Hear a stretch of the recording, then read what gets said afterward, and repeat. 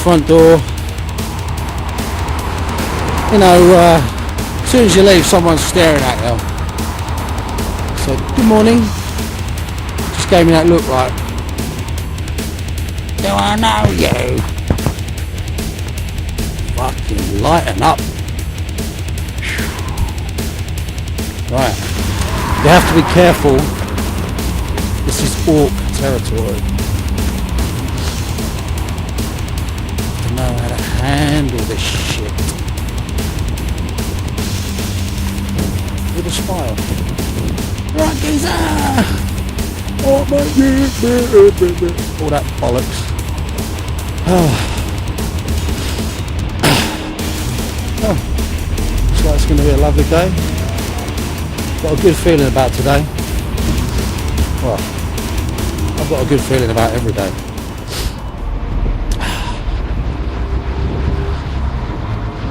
Yeah. Right.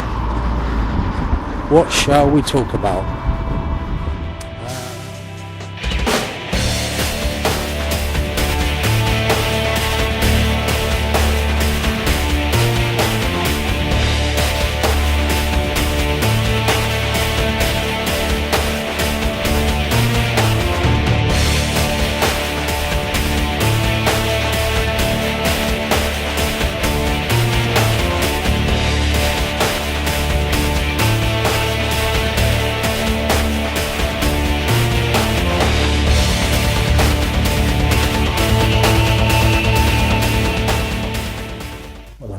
To think about it. I'm back home. Magic and meditation. As always, there are no rules. We're all groping around in the dark, trying to work out, you know, we've all got our hands on one part of the elephant. I think for some reason I managed to grab hold of its knob.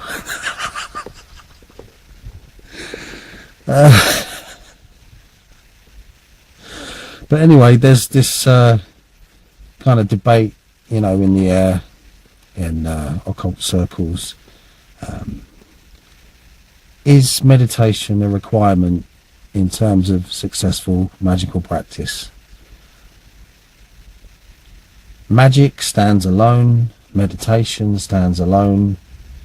You can bring them together. I'm sure you can view magic specifically as a technology and get good results. I'm sure, you know, coming from my own perspective, you can mix, match and blend whatever you like, and we're all different. And in terms of accessing the deep subconscious and the what you might term the higher self, meditation gets you into that state, and it makes that state kind of permanent if you keep it up as a daily practice.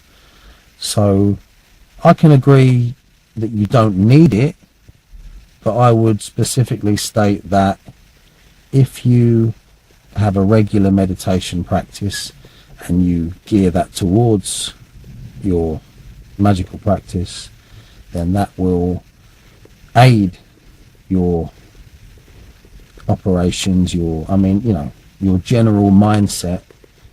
I cut it off there. I keep laughing this morning. Yeah, this is a serious video, okay? Good. The closer you are to your deep subconscious, the closer you are to the notion of the higher self, the more integrated you become with, third time lucky, the more integrated you become with every aspect of your body, brain, mind, spirit, soul, system, the better your magic practice will become, because if we're going to, use the analogy of Adam Cadman, as above, so below, the universe, man is a microcosmic map of the universe. I think that speaks for itself, really. So stay tuned, and this is going to be a long one, but if you can hang on till the end, you might get something out of it. You never know. Meditation. Simply set your watch for 20 minutes in the future. Sit back on a straight chair. Close your eyes. Try and keep your back straight. Breathe only through your nose. Watch everything. Be aware of everything that happens inside your mind.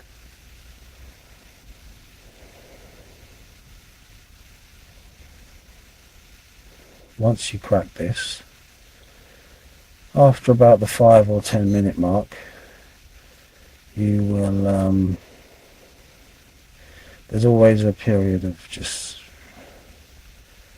slight struggle, but you watch that, you watch, obviously, this is the thing, you have to try and remain, kind of outside, an observer of every single facet and quality of the experience. And then the part that watches, you have to watch that too. In the end, there should be no thought, no judgment, no dialogue in your mind. And the mind is very clever. It will come up with all kinds of tricks, deceptions, sex, arguments you've had with people, the way you feel about yourself, the way you feel about the future. Just watch it all. So if there is if there is turbulence, don't try to stop the turbulence, watch the turbulence. And then watch the part that watches. After about the 5 or 10 minute mark, you will have just a non-judgmental kind of just a state of being, stillness, when those rough seas just calm and the water is still, and then you won't be watching anymore, you will just be being in the silence, the stillness, the darkness. Meditation, whether it brings you results in magic or not, is one of the best things you can do with your life, with your mind, because anything that makes you more collected, more focused, more disciplined, is going to rebound in every aspect of your life, so therefore it's going to rebound in your magical practice. At the very least, you will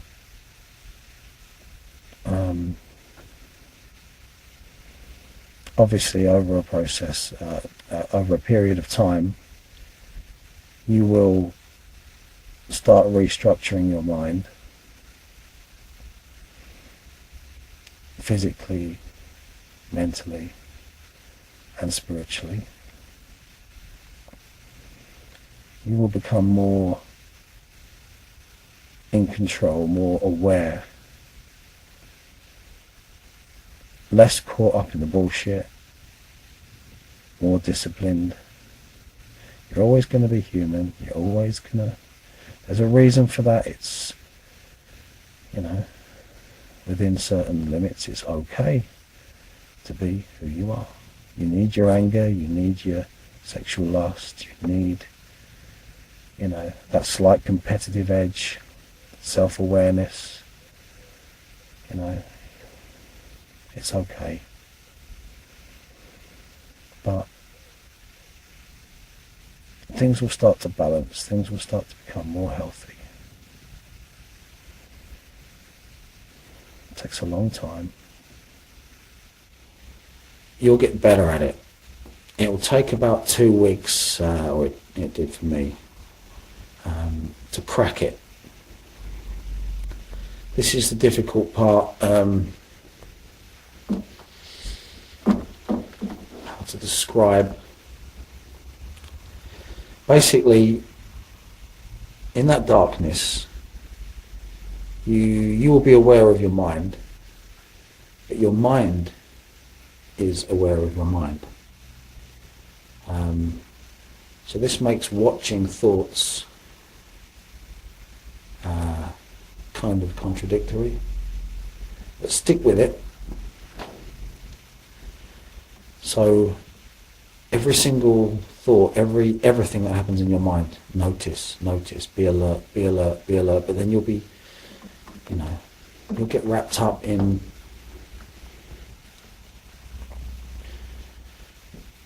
the notion of being alert. That will become a thought process in itself. When that's all that's left, you can observe that. So once you go past that 5-10 minute mark, where you reach that stillness and that state of just being beyond the watching, if you're gifted so,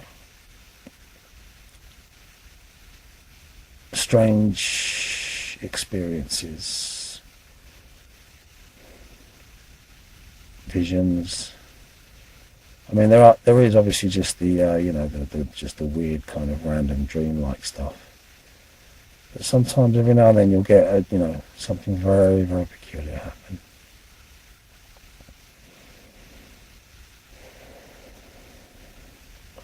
A word, a voice, a vision, a feeling. I remember one particular session, I saw a woman's face peering from behind some curtains. Bob haircut, brown hair, middle-aged woman, curtain twitching. Saw it distinctly. When I finished, when the alarm went off, opened my eyes, looked out the window, there she was. So the main reason why I would say this is important and worth keeping up, apart from all the health benefits and the psychological, spiritual, physical, tuning up, as a magical practitioner, stroke shaman, wherever you want to go with your strangeness, wherever the word is steering you, you will become more familiar, more in contact with the archetypal qualities within yourself, and obviously microcosm to macrocosm. Therefore you become more intimate with the archetypal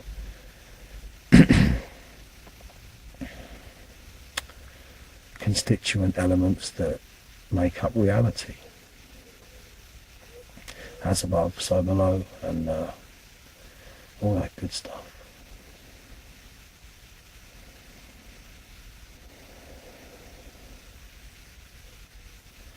The more familiar you become with your unagitated, unprogrammed, balanced, true inner nature. This is why giving up TV is also a very good idea. Your mind is less conflicted, provoked. Like I say, after a couple of weeks, you do this morning, you do it evening, you will start to become aware of the landscape and the habits of your mental situation.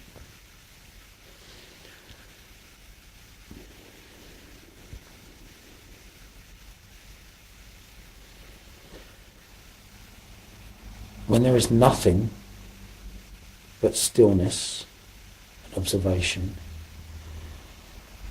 and then observation gives way to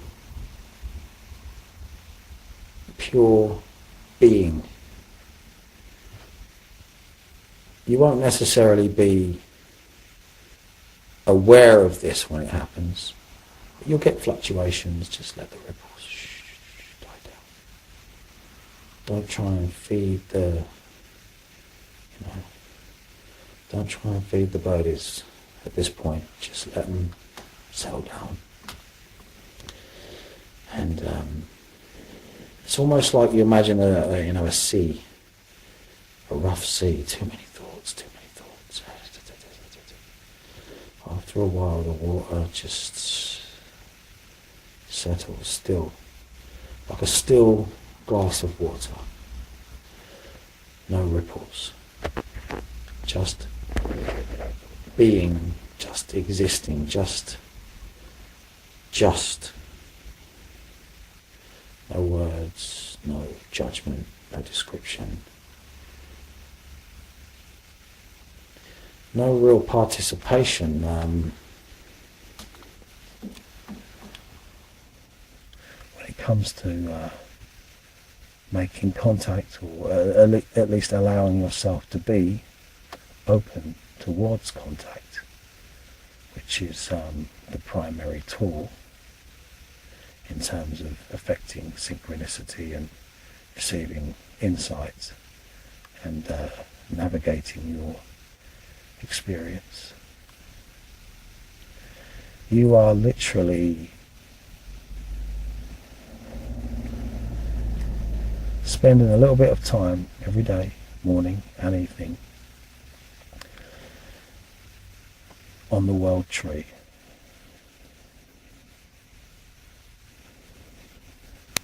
In contact with the three realms. You could liken the three realms to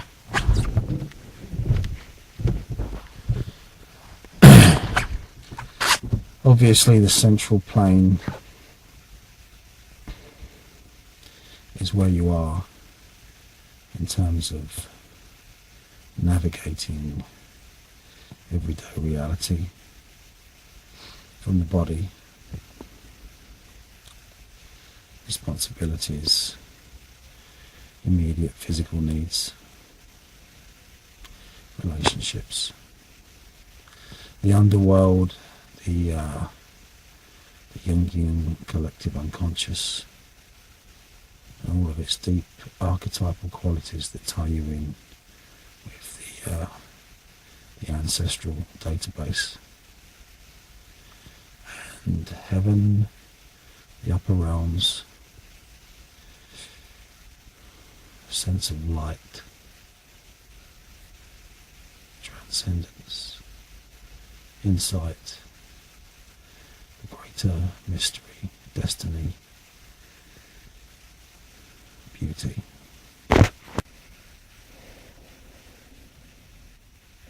That peculiar, contradictory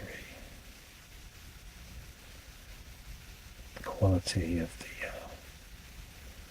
the opposite opposing truths when it comes to your own personal consciousness being kind of it's like we create the gods as much as the gods create us. you bring yourself closer to that process. True and untrue. Like I've talked about before, that grey area, the bridging point, the curtain, the veil. It's hard to pinpoint exactly where that lies. So these techniques allow transition from both, allowing these opposite aspects, which are ultimately one, to become more in tune with each other. And you'll start to feel the results of being more aware of your emotions and your thoughts. You'll still get angry. You'll still swear. This is the whole problem with spiritual practices. That whole kind of perfectionist, more spiritual than thou dilemma. It's bullshit. Integration, not severance. Integration. It's a bit like being aware of all your bad points, but choosing not to feed them. If you didn't have the capacity to get angry, you wouldn't have the necessary prerequisites to defend yourself against unjust attack. There's such a thing as indignation.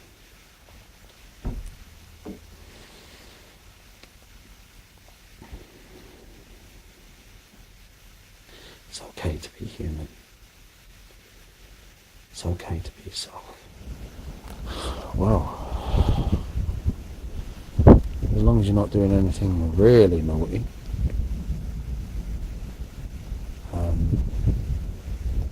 I guess there is a certain expectation, not only of intelligence level, but orientation of the moral compass, which doesn't really need to be explained, does it? You'll know. If you don't know, there's just no hope for you.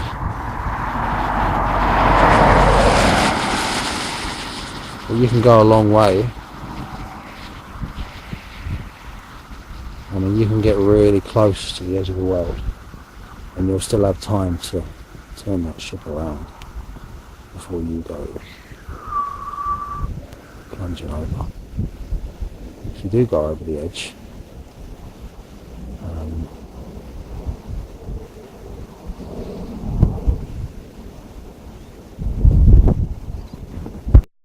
maybe you'll get saved by an angel. Yeah, maybe not. Do you want to take the chance?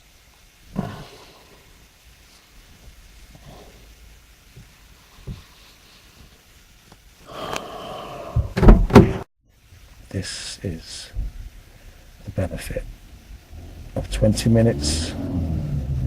Do you mind? 20 minutes in the morning, 20 minutes in the evening, every day. It's very important to be consistent. But we're all human beings. Sometimes we go through stages, but try earnestly.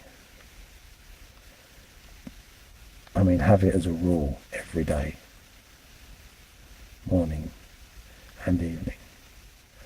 For me, it's when I get to work, I pull up.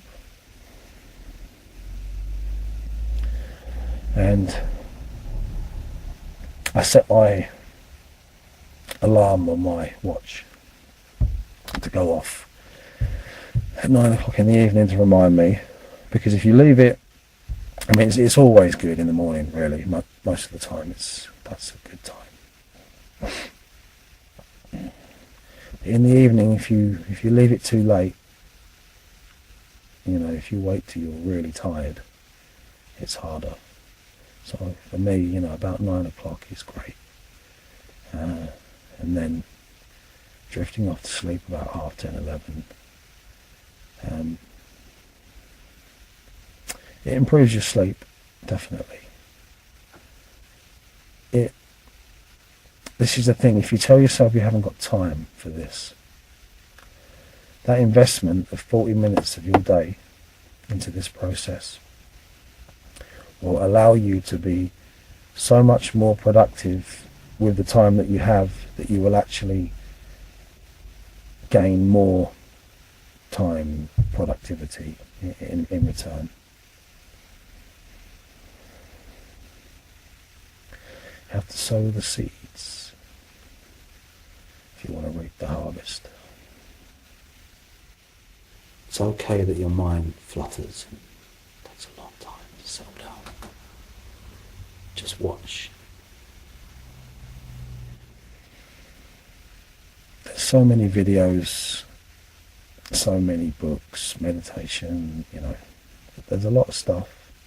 It's very, very simple, really. I mean, obviously everything, you can take it to all different kinds of levels, there's different styles. Me, personally, my first contact with meditation proper was through the book Initiation into Hermetics by Franz Barden. So I would recommend carrying out those exercises in the first few chapters. Because beyond normal meditation, obviously there is the honing of imagination and visualization. But right now we're just concerned with stilling the mind, becoming an observer, and then beyond the observer, a state of still, uncomplicated being, to allow a deeper integration with archetypal consciousness. And then, every now and then, some more than others, something truly indescribable may happen. Sometimes an insight, a feeling. When I say indescribable, I mean something shocking, something impossible, something impossible by normal standards. A word, a voice, a vision. You're going to get strange dream-like fantasies, phantasmagoria.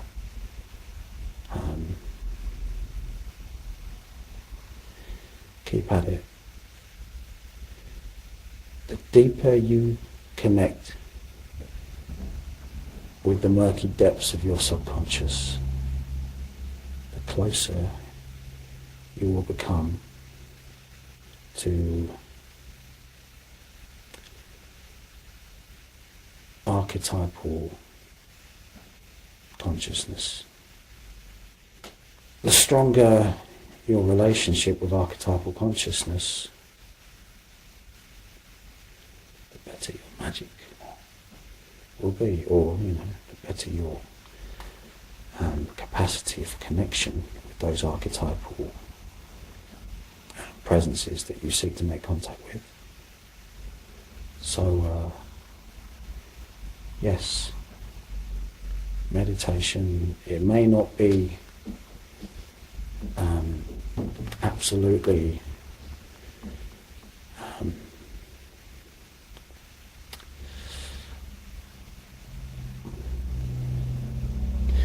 this comes back to the definition of magic. If you can never actually reach the edges, then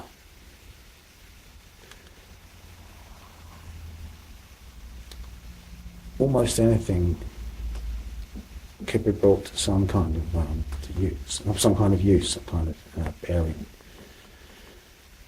Meditation, drinking plenty of water, getting enough sleep, regular exercise, becoming stronger, becoming fitter, becoming more focused. All this not only sharpens the will, if you want to use the Crowleyan terminology,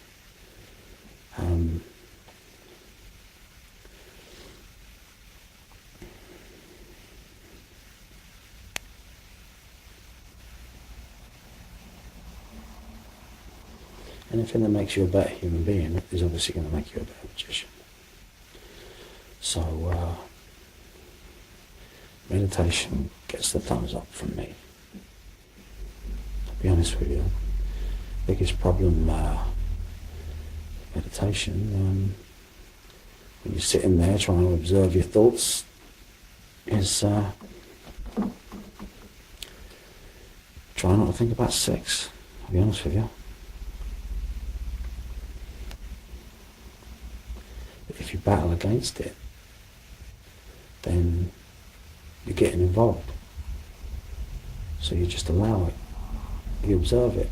This is the thing, these demons, these thoughts, anything that you try to stop, anything that you get involved with, give it more power. So it's okay, let it be. It's okay to be me.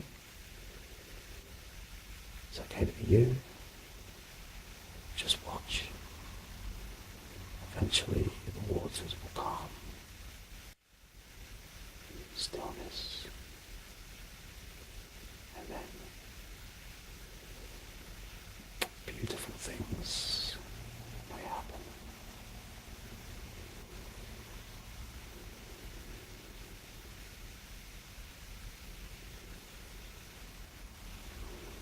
Something may notice you.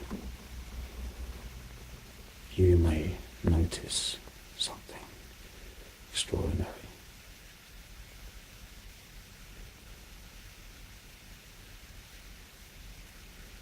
Know thyself. The better you know yourself, the more in contact you will be with the archetypal forces that make up your character. The better you will be able to balance and subtly alter the constituent hegemonies within that system.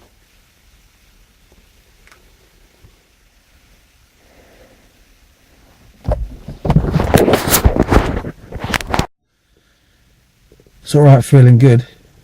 It's alright on a good day. But where it really counts is when the shit hits the fan.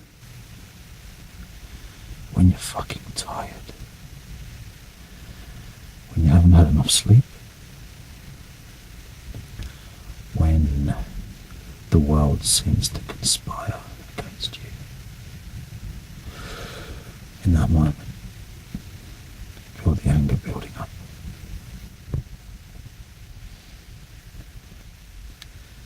And when you understand the forces that make up your personality, which is obviously an ongoing process, and you've seen enough over the years to know how present reactions shape the future of your self-esteem. But you see, that emotion, it needs to go somewhere. It always needs to go somewhere. This is why people pass their shit around all the time. This is why, when you're driving around, people are freaking out and, going in and out of shops, people are miserable, not all the time, but, you do see a lot of it, and sometimes it's easy to remember the good moments. It's not all about good and bad. It's not all about being perfect. It's about management. And it's about integrating the warrior aspect. It's not about severance, it's about integration. You're capable of anything, but you choose how to react. Extreme situations require extreme reactions. In that moment, standing outside of yourself, having a perspective on your mind, your personality, you know to get caught up in the trap of imagining everything that could happen is paranoia. You're dealing with what is. There's a very useful, I would say, in my own experience, post-meditation, subliminal programming trick that you can use. Get a string of about 30 to 40 beads. I mean, this is straight out of Franz Barden's initiation into hermetics. And the reason I'm mentioning it is because it works.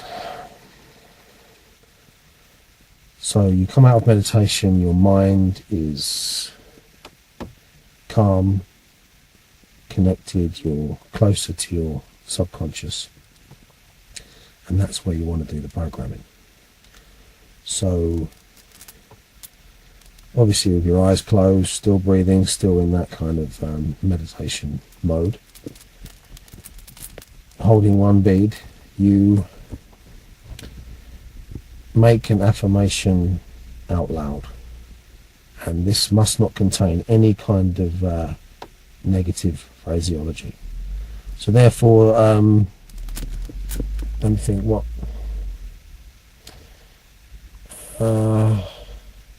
mental health is a big topic recently. So for instance, you were suffering from fear. You wouldn't go through the beads saying, I am not fearful, because that's an overemphasis on the fear. What you do is you reverse that round and make it positive. You would say, I am brave. I am brave. I greet the world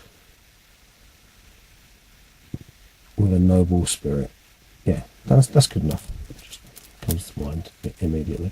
I am brave. I greet the world with noble spirit. All right. So what you would basically say that out loud, and then you move to the next bead. I mean, there's like a nodule here, so you're going to know when you've gone through all the beads, because you'll come back to this point.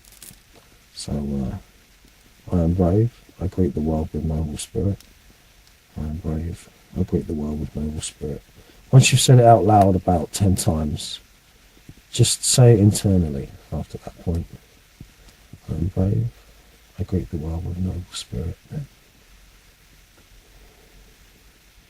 Internally. And you'll find, just like when you get a song stuck in your head and it just keeps going over and over, that's what happens. It will repeat in your subconscious, and this, I mean, you kind of have to do it every day after the meditation. So that would be morning and evening.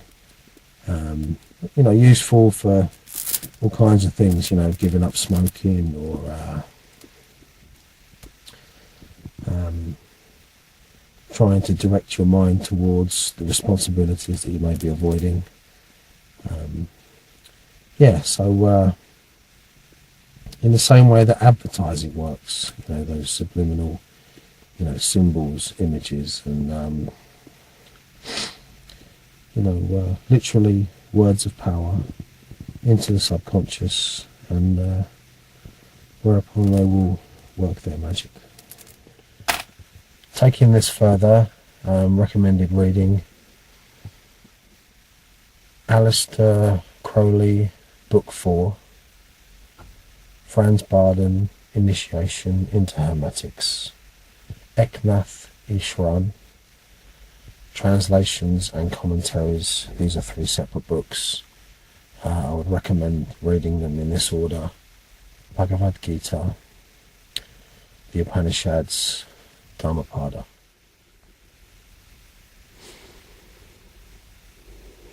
It's like trying to catch lightning in a bottle, for fuck's sake.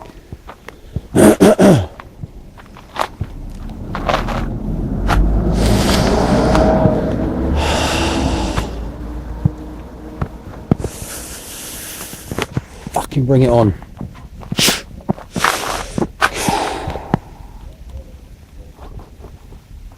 I can feel it in my loins. You made it to the end. Gold star. It's been emotional. See you soon.